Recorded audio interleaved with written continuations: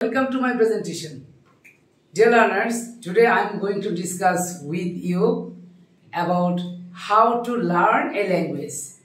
That's mean not only English, but also any kind of language.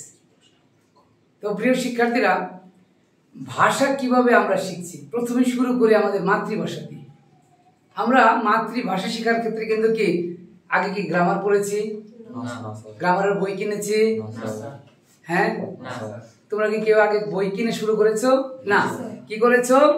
বাবার কাছ থেকে, মায়ের কাছ থেকে, দাদার কাছ থেকে, দাদির কাছ থেকে, মানে চারপাশ থেকে যে কাজটা করেছো সেটা কি করেছো? লিসেন। কি লিসেন। তারপরে কি যখন আমরা আদো আদো মানে কি কথা বলতে শুরু করেছি, এর মানে কি স্পিক। কি স্পিক অর্থাৎ এক কথায় লিসেনিং, তারপরে কি স্পিকিং। আমার কিন্তু এই দুটো হলো কি আমার প্রাথমিক ধাপ নাকি? তো মনে রাখতে হবে, যদি কান দিয়ে শব্দ ঢুকে মুখ দিয়ে কি শব্দ বের হবে।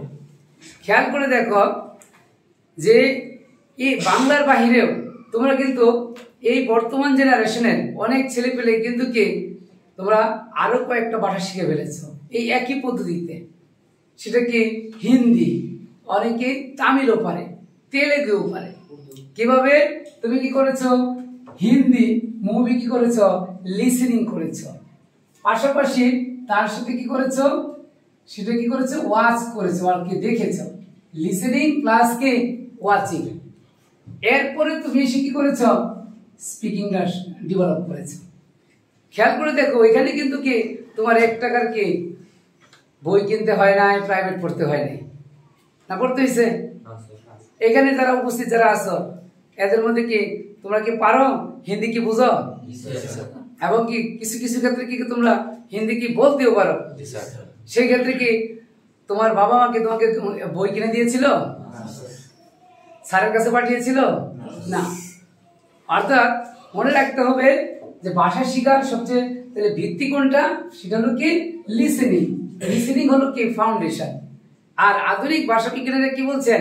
যদি আমি কোনো জিনিস লিসেনিং প্লাস ওয়াচিং অর্থাৎ কি যদি ওই রিলেটেড কোনো ভিডিও ডকুমেন্টারি, কোনো নাটক বা সিনেমা সেটা যদি দেখি, তাহলে সেই ক্ষেত্রে কিন্তু কি আমার মেমোরি কি করতে পারে? 90% স্মৃতিতে কি ধারণ করতে পারে। তাহলে ভাষা শেখার পরবর্তীতে ধাপ সেটা কি, যখন আমি স্কুলে গিয়েছি, স্কুলে যাওয়ার পর বর্ণ শিখেছি, তারপর আমি কি করেছি? রিডিং শুরু করেছি। কি করেছি? রিডিং। তারপরে এসে কি করেছি? আমি রাইটিং। ক্লিয়ার? অর্থাৎ এই দুটো কিন্তু আমার পরে অর্জিত হয়েছে, কিন্তু সবার আগে অর্জিত হয়েছে কি লিসেনিং এবং স্পিকিং। তুমি দেখো দুনিয়ার সব জায়গায় কিন্তু কি টেকনোলজি উন্নত হচ্ছে, বিশেষ করে আমাদের স্পোর্টসে ক্রিকেট, ফুটবল, হকি অর্থাৎ যতগুলি স্পোর্টস আছে সব এতে যারা কোচ মানে শিক্ষক তারা কি করে? ভিডিও ক্লিপস দেখায়।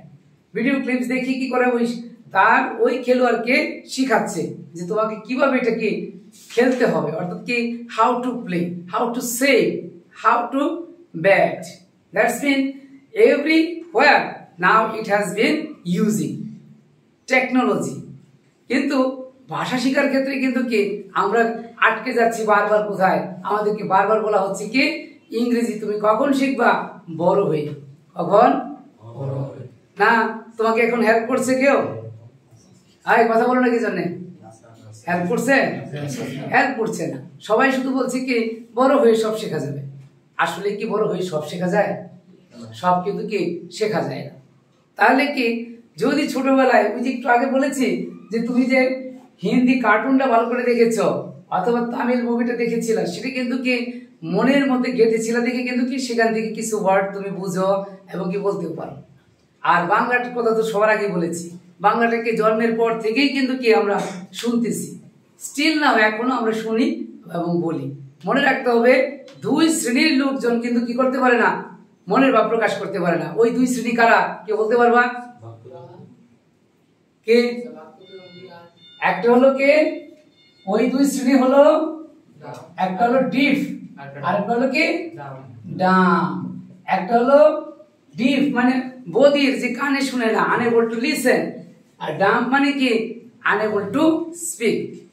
দ্যাটস মিন কি বাই ন্যাচারালি, অর্থাৎ প্রকৃতিগত ভাবেই কিন্তু তারা কি দে হ্যাভ লস্ট, কিন্তু তারা আবার পারে কিভাবে, if we make them educated. Even blind person can express if we make them educated, understand? যদি আমরা তাদেরকে শিক্ষিত করতে পারি তাহলে কিন্তু কি সেটা সম্ভব। কি বুঝতে পারছো? তাহলে প্রিয় শিক্ষার্থীরা, আমাদের মনে রাখতে হবে কি যে ভাষা শেখার দক্ষতার স্তর কয়টি?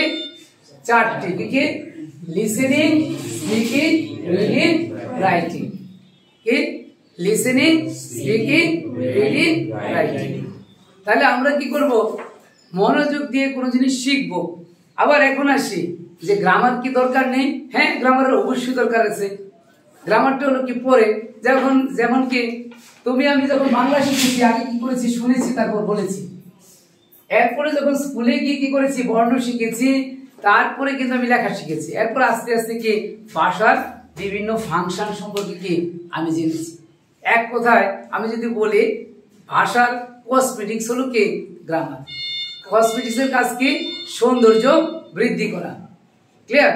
অর্থাৎ কিভাবে আমি একটি ভাষাকে ডেভেলপ করতে পারি, প্রিয় শিক্ষার্থীরা সে বিষয়ে নজর দিতে হবে। অর্থাৎ যে আমরা ভাষাটা শেখার ক্ষেত্রে প্রতিদিনই কি করব? কম বেশি লিসেনিং করব, তারপরে কি সেটা কি করব? বলার চেষ্টা করব, অর্থাৎ স্পিকিং করব।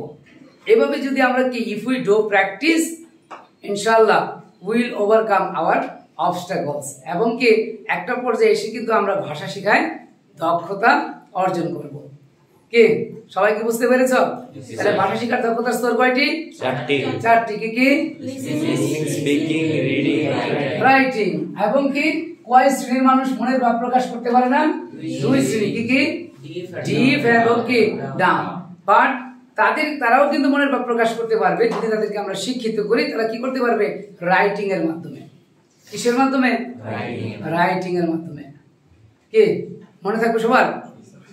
তাহলে এখন দেখো, ভাষা বিজ্ঞানীরা কি বলেছেন, আরো ভাষা শেখার ক্ষেত্রে লিসেনিং এ নির্ভর করে তোমার কি 35% দক্ষতা, স্পিকিং এ 40, তোমার রিডিং এ হলো 16, রাইটিং এ হলো 9। এখন এই দুটো যদি তুমি যোগ দাও তাহলে কত পাচ্ছ? 75%। এই দুটো 25%। খেয়াল করো, বাংলার ক্ষেত্রে কিন্তু কি আমরা 75% কিন্তু কি প্রয়োগ করছি, আর ইংরেজির ক্ষেত্রে 25%। 25% না, কেননা অনেক স্টুডেন্ট কি করে, সে লাউড রিডিং করে না, সাইলেন্ট রিডিং। শর্ত হলো তুমি যদি লাউড রিডিং করো তাহলেই কিন্তু কি তোমার মুখের জড়তা কাটবে, এবং পাশাপাশি কি তুমি কিন্তু ইংলিশ বলতে পারবা। কে বুঝতে পারছো? অর্থাৎ আমরা যদি তাহলে মোট কত হলো, এখানে কাউন্ট করলে হবে কি 100%। এর মধ্যে আমরা 25% কিন্তু কি ইংরেজির ক্ষেত্রে ব্যবহার করছি, আর বাংলার ক্ষেত্রে কিন্তু কি প্রায় প্রতিদিনই কি 75 তো রয়েছে, এবং প্রায় 100% প্রয়োগ করতেছি। এবং কি এই 100% প্রয়োগ করতে গেলে কখন লাগবে? যদি তুমি শিক্ষিত হও। একজন অশিক্ষিত মানুষ সে কিন্তু কি রিডিংও করতে পারবে না, রাইটিংও করতে পারবে না, কিন্তু সে দেখো তোমার আমার মতো বা তোমার আমার থেকেও ভালোভাবে কিন্তু কি সে যদি সুন্দর করে শুনে তাহলে সুন্দর করে সে কি করতে পারবে? বলতে পারবে। ক্লিয়ার? যেমন আমি যদি কম্পিউটারের ভাষায় আসি তাহলে খেয়াল করো, কম্পিউটারে প্রধান দুটি কাজ রয়েছে। একটা হলো কি ইনপুট। তাহলে এই যে 4টা দক্ষতার মধ্যে আমার ইনপুট কি কি কে বলতে পারবা? লিসেনিং, স্পিকিং, কি ইনপুট ডিভাইস কি কি? লিসেনিং, আর একটা হলো কি রিডিং। কারণ কি এই দুটার মধ্যে কি হয়, আমার ব্রেইনে কি তথ্য যায়। আমি যে পরিমাণ ইনপুট দিব সেই পরিমাণ কি হবে? আউটপুট আসবে। তাহলে আমার আউটপুট ডিভাইস কি? হ্যাঁ, স্পিকিং, রাইটিং, কি হবে? Speaking plus writing. এখন দেখো আমাদের সমস্যাটা কোথায়, ভাষা শেখার সমস্যাটা কোথায়? সমস্যা হলো কি আমরা যে পরিবেশে where we live we don't get such kind of environment for listening for speaking understand সকাল থেকে সন্ধ্যা পর্যন্ত তুমি যদি হিসাব করো প্রায় 14 থেকে 15 ঘন্টা কিন্তু আমরা অ্যাক্টিভ থাকি এর মধ্যে আমরা 15 সেকেন্ডও কিন্তু কি অনেকের ইংলিশ শোনার সময় নেই 15 সেকেন্ড কিন্তু কি ইংলিশ বলার সুযোগ নেই তাহলে কি আমরা ইংরেজি ভাষায় আসলে দক্ষ হতে পারবো এই 21 শতকে তুমি যদি বসবাস করেও যদি তুমি কি এখনো তুমি সেই পুরাতন ধ্যান ধারণা নিয়ে বসবাস করতে তো হবে না গ্রামার অবশ্যই লাগবে আমি আবারও বলছি কারণ সুন্দর করে বলতে চাইলে গ্রামারের কাজ কি গ্রামারে যে তুমি সংজ্ঞা পড়েছো সেখানে কি বলা ছিল যে পুস্তক পাঠ করলে ভাষা শুদ্ধ রূপে বলতে পড়তে লিখতে পারা যায় সেটার নামই কি গ্রামার ক্লিয়ার এখন আরেকটা প্রশ্ন করি আমাদের চারপাশে যে আমাদের অনেক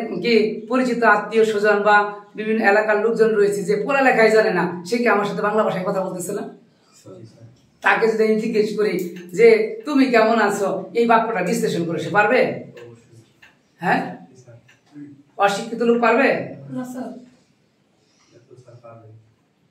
কিভাবে পারবে অশিক্ষিত লোকের তুমি যদি জিজ্ঞেস করো তুমি কেমন আছো এই বাক্যটা বিশ্লেষণ করে এটা কোনটা কোন পদ আগে কথা মনোযোগ দিয়ে শুনবা কথা মনোযোগ দিয়ে শুনবা তাকে যদি তুমি যাই জিজ্ঞেস করো যে দাদা তুমি কেমন আছো এখানে তুমি কোন পদ সে কিন্তু শিক্ষিত না সে পারবে এখানেও কিন্তু কি মনোযোগের অভাব কি কথা বুঝতেছ মনোযোগ দিয়ে শুনতে হবে তাহলে দেখা যাচ্ছে যে কি যে আমরা যদি প্রতিদিন কম বেশি লিসেনিং করি লিসেনিং এর উপকারিতা কি লিসেনিং করলে আমার ভাষা বলার কি দক্ষতা অর্জিত হবে পাশাপাশি কি লিসেনিং করলে কি আমি যদি সুন্দর বাংলা সুন্দর ইংরেজি শুনি তাহলে কি সুন্দরভাবে কি আমার বলার দক্ষতাও কি অর্জিত হবে তাহলে কি দাঁড়ালো যে ভাষা শেখার দক্ষতার স্তর কয়টি পেলাম চারটি সেটা কিন্তু প্রাইমারি লেভেল থেকে তোমাদেরকে পড়ানো হচ্ছে কিন্তু জিজ্ঞেস করলে আমি দেখেছি 100-র মধ্যে 5টা স্টুডেন্ট উত্তর দিতে পারে না কেন কারণ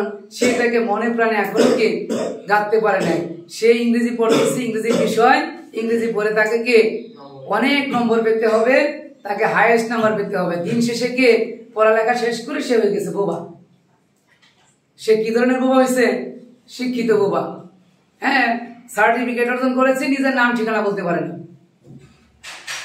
এই ধরনের রোগী নাই